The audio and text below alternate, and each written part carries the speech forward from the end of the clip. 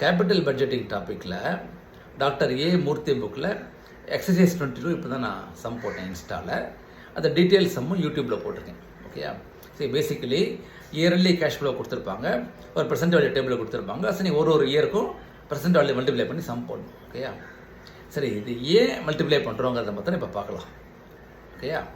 And percent value மீனிங்கும் பார்க்கலாம்.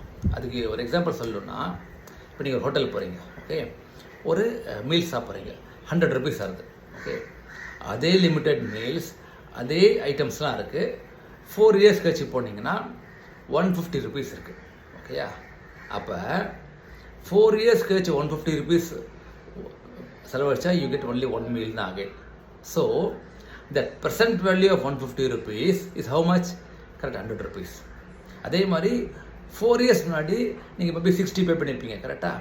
அப்போ இந்த 4 இயர்ஸ் முன்னாடி